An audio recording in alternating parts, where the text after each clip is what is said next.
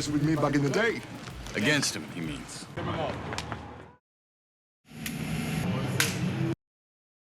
It is such a high. It is unlike any high I've ever experienced before. It's shocking, again, what these cars can do. And I think the first week, first month, is really just learning to trust the car. The car will do it. The car will stick to the ground. The car will brake. Just trust. Trust the car. And this was a constant mantra with me. So if you're going down a straight and you have it pinned and they tell you can brake at the 75-yard marker, and I mean, when you brake, it's like you put, all your force into it, and this car will slow down in time. You could go from 180 miles an hour to 40 miles an hour, like that, in the shape of that amount of space. And to trust that the car is going to stop, even when you're heading for a wall, is something your mind, you got to make the switch. The second one is that the car sticks in these high-speed corners. That's the most shocking. You just think there's no, any other car is going to roll. These things, it's the more you put into them, the more it gets compacted to the ground, the better it sticks, the faster you can whip around this corner. And I mean, by the end of it all, we were hitting speeds. It just felt like, the physics of it all just wanted to rip your head from your shoulders. It was so awesome, so staggeringly awesome, what these cars can do.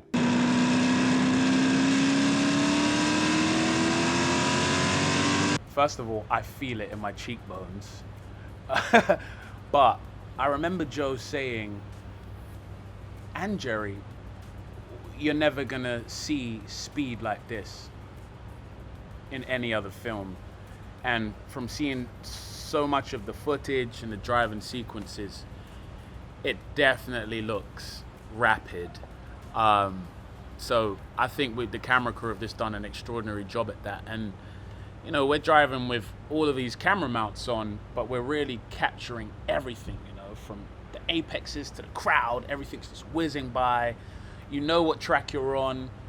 It's so authentic, it's so real, but the speed is one thing that, especially in IMAX, I can't wait for people to experience. Good job. Great day! So excited. They go fast, and they love it. And then I was talking to the Formula One driver that has been helping them since months prior to shooting this movie, and he told me, beyond the F1 drivers that I know, they are the best drivers I've seen, which is a lot to say for a Formula One driver. They are committed. They are committed, both Brad and Damson, to make it real, and they are relentless, and they don't stop, and they love getting on the track.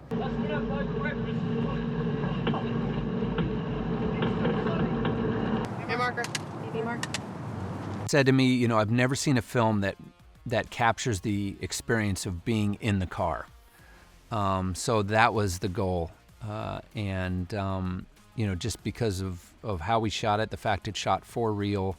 Brad and Damson trained for months to be able to drive these cars. I think audiences are going to get a perspective of what it's like to be in one of these machines.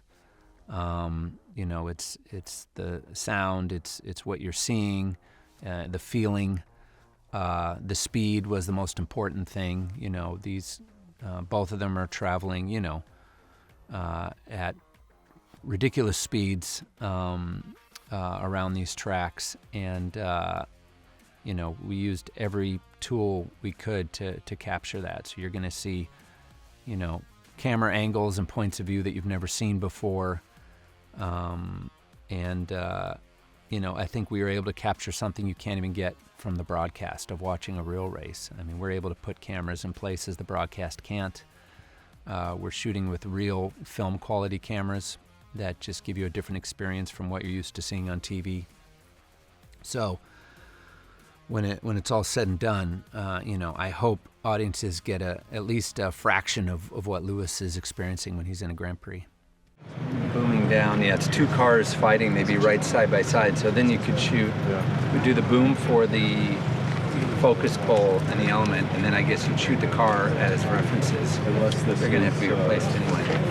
And you're gonna have to have wet, you have to make it wet. Having these two both go through the process of the mental challenges that we go through as racing drivers, the speed in which you're taking information in, also the effect of the body, how strong the brakes are, the G-forces. I think it was really important for them. You can't get that.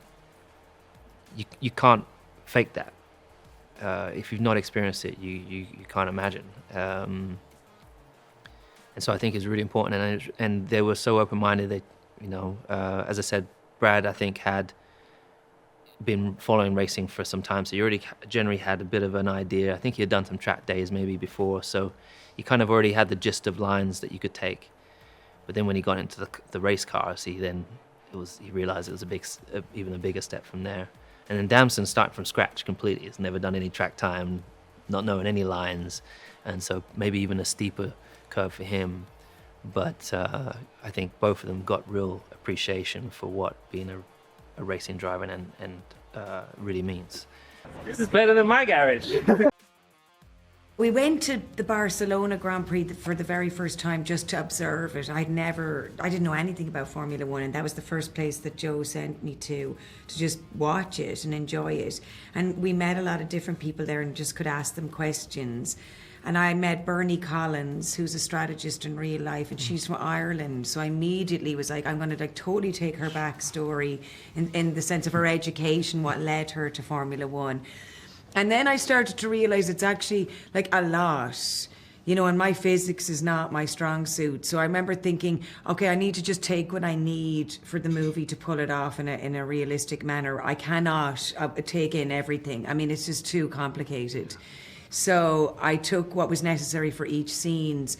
And then props and things like that, I tried to make decisions based on other people I had seen. Like, did I want a notepad, or was she like a computer girl? And what buttons to press when I was talking to what particular people. So I made decisions that I kept the same, so to sell it, like to make it look like it was real. And then I let go all the preparation and I just had fun, because ultimately, like, I had to sell that I was like a human, you know, and that's, you know, like there was a part where you just have to let go. Otherwise you're kind of feel a little bit like stiff if you're just constantly trying to, you know, make it so realistic. You gave your own answer. She stopped doing that. Roll this in. Let's go.